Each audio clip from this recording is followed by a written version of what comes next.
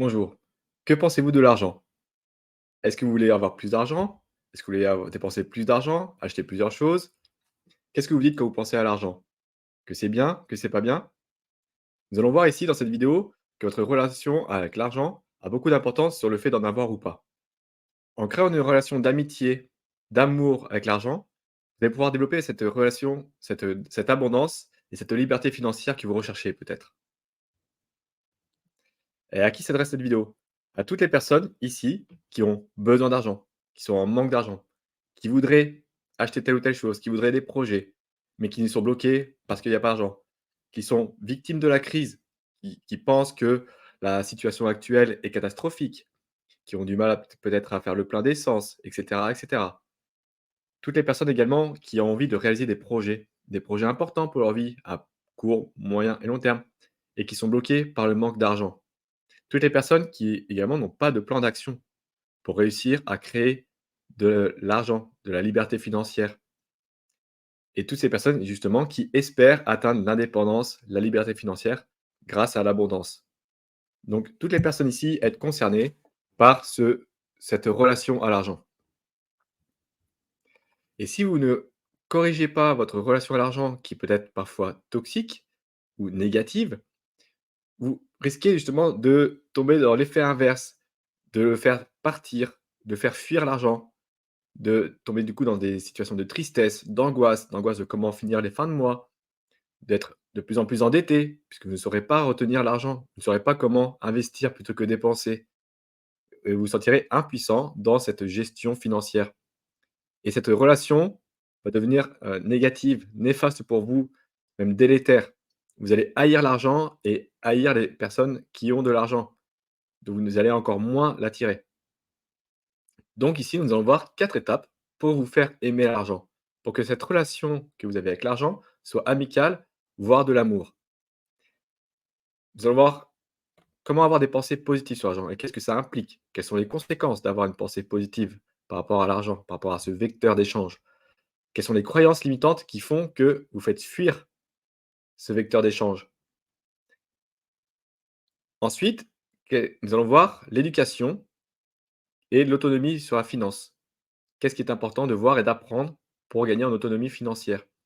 Et enfin, comment faire au quotidien pour cultiver l'abondance. Je rappelle que les pensées conduisent aux sentiments, qui conduisent aux actions, qui vont amener des résultats. Donc faites l'effort et laissez avec les pensées négatives. Les pensées négatives vont forcément conduire à des sentiments négatifs, de la tristesse, du dégoût, du mépris. Quelles sont les actions liées à ces sentiments? Pensez-vous que ce sont des actions proactives, positives? Je crois pas. Peut-être que vous allez surtout ne pas agir ou agir avec effet inverse. Donc les résultats, ne vous attendez pas à avoir des résultats positifs en ayant des pensées négatives. Donc vos pensées positives sur l'argent, sur ce vecteur neutre d'échange, vont amener un sentiment positif et des actions positives. Vous allez créer de la richesse. Oui, si vous espérez être millionnaire du jour au lendemain, c'est peut-être compliqué. Mais avoir une vision positive sur l'argent va vous conduire à avoir des actions et des résultats dans le sens de l'abondance. Vous allez créer de la richesse petit à petit. Et c'est comme ça que vous allez réussir à façonner votre réalité financière. En ayant une vision de la finance, de l'argent positive, vous allez vous créer un environnement riche et ouvert. Ouvert pour faire venir justement ce flux financier. Si vous repoussez l'argent, il ne va pas venir à vous tout seul. Et dans les lois de l'attraction, on rappelle que le positif attire le positif, comme le négatif qui attire le négatif. On en revient à la slide d'avant, avec les pensées négatives qui vont amener des actions négatives ou aucune action. Les pensées positives vont conduire à des actions proactives et des résultats positifs. Donc le positif attire le positif. Donc ouvrez les portes, soyez positif pour que l'abondance vienne à vous. Ne soyez pas impatient, ça va venir. Vous allez voir les signes de la vie sur votre chemin qui vont vous conduire à saisir des opportunités. Si vous vous fermez aux opportunités parce que vous avez des pensées négatives, vous allez rater des occasions. Et c'est en ratant les occasions que vous pouvez rater des opportunités d'avoir la liberté financière peut-être. Et ça, vous pourrez vous en prendre qu'à vous-même, d'avoir fermé les portes, d'avoir fermé les bras, de ne pas avoir accueilli la possibilité d'avoir de l'abondance. Donc rappelez-vous que La pensée positive va vous amener dans un environnement positif et l'environnement positif va vous montrer des occasions intéressantes pour vous, que vous pourrez saisir ou non pour aller vers votre chemin de liberté financière. Il ne s'agit pas d'avoir des pensées négatives, de croire tout et n'importe quoi sur les réseaux qui vous vendent des miracles, des rêves, d'avoir de l'argent sans faire d'efforts si vous ne changez pas votre mindset. Le travail sur votre mindset, sur votre état d'esprit est très important et même primordial pour réussir à avoir une liberté financière stable. Ensuite, quelles sont les croyances qu'on a par rapport à l'argent? Qu'est-ce qu'on nous inculque dans notre enfance ou qu'est-ce que vous êtes créé dans votre situation actuelle comme croyance sur l'argent? C'est comme penser par rapport à un ami. Imaginez-vous que si vous dites de mal d'un ami, il va venir à vous. Pensez vraiment qu'il va venir à vous avec plaisir?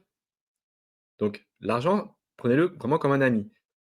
Et les croyances qu'on peut voir ici sur cette slide, c'est: il est mal de parler d'argent. Qui parle ouvertement d'argent? Qui ose parler sans tabou de ses revenus, de combien il aimerait gagner? Est-ce que vous arrivez vraiment à parler ouvertement de finances? Toutes les personnes qui se disent qu'elles ne sont pas faites pour gagner de l'argent. Il n'y a pas de sélection pour gagner de l'argent. L'argent, je rappelle, c'est un vecteur neutre d'échange. D'échange pour avoir des services et des biens. Des biens de consommation, des biens alimentaires et des services. Donc l'argent, c'est un vecteur neutre. Il a une énergie neutre. C'est vous qui allez coller votre énergie dessus. Donc si vous dites que vous n'êtes pas fait pour gagner de l'argent, eh ben, l'argent va faire ce que vous lui demandez. Il ne va pas venir à vous. L'argent ne peut pas acheter le bonheur. Certes, c'est vrai, on n'achète pas le bonheur. Le bonheur n'est pas un bien de consommation, comme le bien-être, ce n'est pas un bien de consommation. Ça ne s'achète pas, ça se construit. Mais dans les piliers du bonheur, il y en a un qui s'appelle la liberté financière, l'aisance financière, le confort financier, pour ne pas justement avoir à se soucier de problèmes liés à l'argent.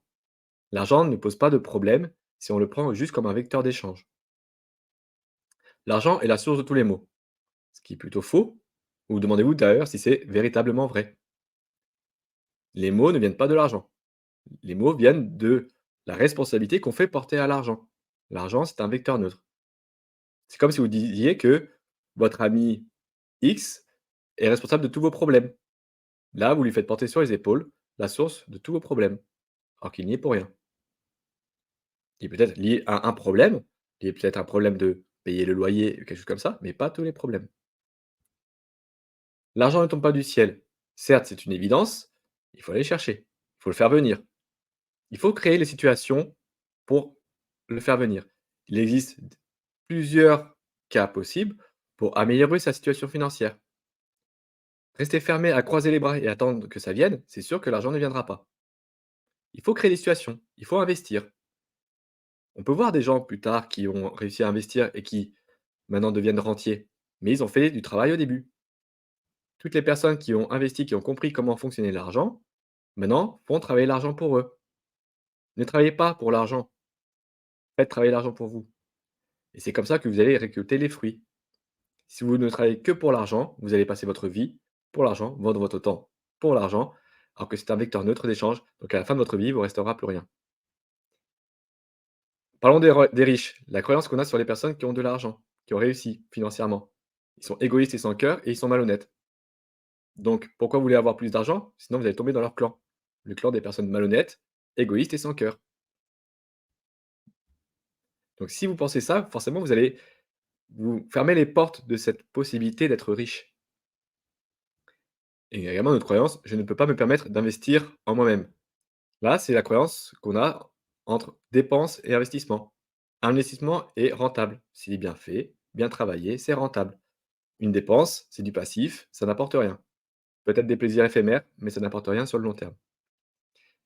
Donc, parfois, prenez le temps, faites le petit sacrifice, on va dire, d'investir en vous formant, en apprenant, peut-être sur la finance, sur des formations pour avoir des métiers peut-être plus évolués, qui vont vous apporter plus de revenus.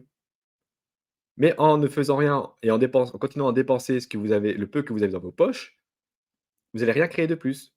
Donc la situation ne va pas changer. Donc si on ne change pas les habitudes, on ne change pas les résultats. Donc comment surmonter les croyances? Une fois qu'on les a identifiées? Il y en a plein. D'abord, c'est savoir les identifier quand elles arrivent. Quand vous avez une pensée qui vient sur l'argent, faites une petite pause, prenez du recul et demandez-vous si elle est vraie. Si la pensée est véritablement vraie. donc comme l'argent qui ne tombe pas du ciel, des choses comme ça. L'argent n'achète pas le bonheur et éviter du coup le sabotage. De vous saboter dans des situations, dans des occasions qui vous paraissent peut-être parfois trop belles pour être vraies. Mais quand c'est trop beau pour être vrai, le vrai, c'est votre éducation, votre conditionnement qui vous le donne. Si vous avez toujours été éduqué dans votre famille, de génération en génération, à être des employés, des salariés de niveau moyen, c'est sûr que lorsqu'on vous propose de l'entrepreneuriat, de l'indépendance, des des solutions nouvelles pour avoir une rémunération, ça peut paraître trop beau pour être vrai et vous n'avez pas confiance. Si vous vous fermez aux possibilités de changer les choses, votre situation ne changera jamais par rapport à l'argent. Donc évitez de vous saboter en restant ouvert et pratiquez la transformation positive. Si vous avez une croyance limitante qui arrive par rapport à l'argent, tournez-la en version positive, avec une affirmation positive. Et peut-être que ça va changer votre vision au fur et à mesure, votre énergie qui va devenir de plus en plus positive et attirer les choses positives. On revient sur la loi de l'attraction. Et ce qui est important également par rapport à l'argent, c'est l'éducation. Quelle éducation vous avez par rapport à l'argent? Si vous avez des croyances limitantes, si vous avez toujours fait comme ça et que la situation ne change pas, c'est que votre éducation a fait que vous avez fini dans cette situation. Donc, il est intéressant de comprendre les bases de la finance personnelle. L'argent, ce n'est pas juste ce qu'il y a dans le porte-monnaie. On parle de finance personnelle, donc finance, c'est tout un domaine. Quel est votre niveau de connaissance en finance? Que savez-vous de l'abondance et de la liberté financière? Qu'est-ce que ça représente pour vous, l'abondance, la liberté financière? Si c'est avoir 100 000 € sur votre compte en banque, très bien. Si c'est avoir des biens immobiliers et des investissements en bourse, et cetera, très bien. Donc quel est votre niveau de connaissance en finance pour savoir comment investir et comment vous dire et comment créer votre liberté financière? Il existe différents outils pour contrôler ses finances. Ça, on le sait. Et il est important de comprendre qu'il n'y a pas que le compte en banque ou le livret A pour avoir de l'argent. Au contraire, si vous vous formez, vous allez comprendre que ces 2 leviers, compte en banque et livret A, sont des sources de pertes. Ça ne rapporte rien.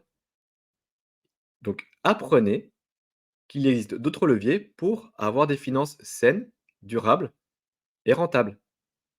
On peut parler de la bourse, on peut parler des investissements en crypto-monnaie, en immobilier. Il existe beaucoup d'investissements qui vont avoir des rentabilités sur le moyen et long terme. Quels sont les risques? Pareil, les risques qu'on a sur l'argent et l'investissement en finance, ce sont peut-être des croyances.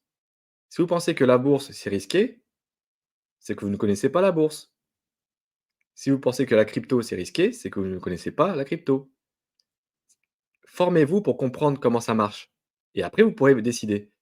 Si vous pensez que, par exemple, le marketing relationnel, c'est risqué, c'est que vous n'y connaissez rien.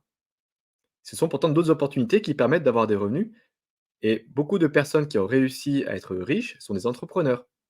Ce sont rarement des salariés ou des employés qui sont devenus, heu, riches, célèbres dans la réussite.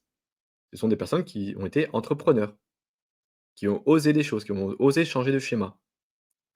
Et au quotidien, comment on peut faire pour attirer cette abondance financière? Et de la gratitude. Et déjà de la gratitude pour ce que vous avez déjà sur vous, en vous. Quel est votre confort matériel? Qu'est-ce que vous avez? Si vous avez déjà cette gratitude par rapport à votre situation, vous allez pouvoir monter plus haut. Si déjà vous critiquez, vous n'aimez pas votre situation, vous n'allez pas pouvoir attirer les choses positives à vous pour ajouter une couche supplémentaire. Ensuite, visualisez. Visualisez quels sont vos projets. Quels sont vos projets et comment ils doivent se manifester. Comment vous voulez qu'ils se réalisent? Quels sont vos plans d'action pour réaliser vos projets? Ainsi, plus ce sera clair dans votre tête, dans votre esprit, plus ça a de chances de se réaliser. Toujours en gardant les objectifs SMART. Donc il y a le côté réaliste et réalisable. Une fois que vous avez vos plans d'action, qui sont réalistes et réalisables, travaillez votre discipline et votre mental pour avancer sur ce projet. Si votre projet a un plan d'action fiable et solide, avec des jalons réguliers, les résultats vont venir, c'est sûr. Il ne faut pas vous attendre à avoir des résultats énormes dès le début, mais les résultats vont venir. C'est le but des investissements. Et justement, réfléchissez entre vos dépenses éphémères et les investissements. Même 10, 15, 20 euros par mois investis seront toujours plus rentables que 10, 15, 20 euros dépensés inutilement.